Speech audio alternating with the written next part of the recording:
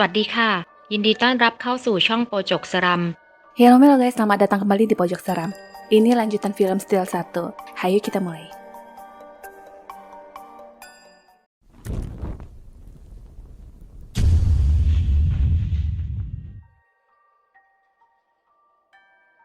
Di penjara, seorang narapidana ditemukan tewas karena mengakhiri hidup. Dari bajunya terlihat jasad itu mengenakan baju merah dan polisi berkata mengakhiri hidup hanya menghindari masalah yang sebenarnya bisa diselesaikan. Setelah jasad itu dikeluarkan, pria bernama Gong inilah yang akan menggantikan posisinya di dalam sel. Kayak nggak ada sel lain aja ya. Malam pertama di sel, Gong tidak bisa tidur dan tiba-tiba terdengar suara pria yang berkata, ternyata pria itu ada di depan sel yang memakai baju merah. Gong menjawab dengan berkata tidak dan rencananya dia akan mencoba untuk tidur kembali. Baru juga merem, ada lagi sesuatu yang putih tiba-tiba terjatuh dan seakan diseret masuk oleh seseorang. Dia mencoba memeriksa ke sana tapi tidak menemukan siapa-siapa. Kejadian aneh terus berlanjut. Sekarang dia melihat badannya sendiri yang tergeletak dengan mata terbuka. Ternyata semua itu hanyalah mimpi dan lagi-lagi pria itu menanyakan apakah Gong bermimpi buruk. Dengan singkat Gong menjawab tidak, tapi pria itu membalas yang katanya mungkin itu bukan hanya sekedar mimpi buruk. Baru juga Gong ingin baring dan sekarang dia mendapatkan cipratan air yang ternyata datang dari seorang biksu. Biksu yang tadi itu nyata, tapi pertanyaannya sekarang, kemanakah pria yang berbaju merah yang bawel itu? Besoknya, Gong mendapat kunjungan dari seorang gadis. Gadis ini memintanya agar tidak bertindak bodoh saat berada di penjara setidak suka apapun dia. Malamnya, Gong lagi-lagi bermimpi dan pria itu muncul dengan menanyakan apa jadwalnya. Gong rencananya akan disidang dan sedangkan pria ini mengatakan dia baru kembali ke sel. Pria yang misterius dan lama-lama, Gong pun malas menanggapinya, tapi tetap aja dia nggak berhenti ngoceh. Kali ini topik pembahasannya adalah hantu. Dia menanyakan apakah Gong percaya dengan adanya hantu karena banyak orang yang mati di penjara.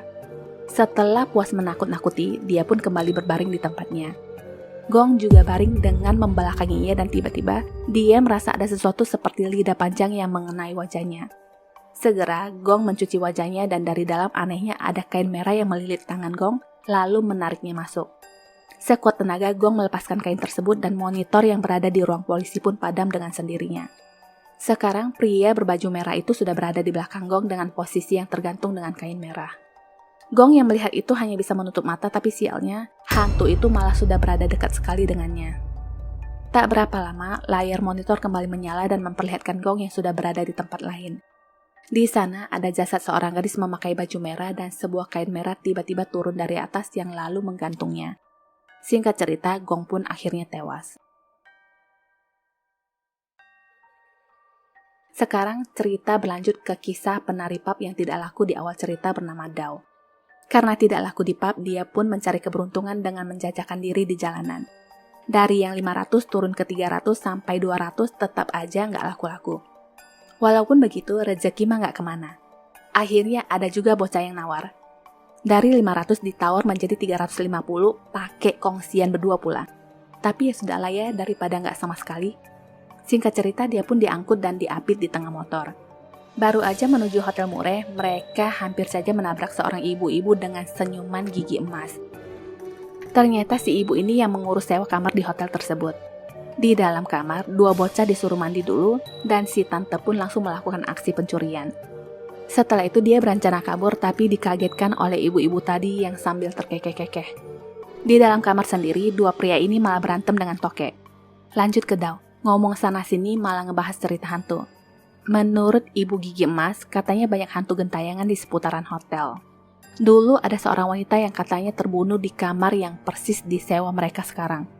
Dao tidak mempercayai cerita-cerita konyol dan memutuskan untuk kembali ke kamar. Aneh juga nih perempuan satu, bukannya tadi niatnya nyolong ya? Udah dapat kenapa balik lagi ya? Walaupun katanya dia tidak percaya dengan adanya hantu, tapi tetap aja dia mengucap doa di dalam kamar, sedangkan si ibu terus cekikikan.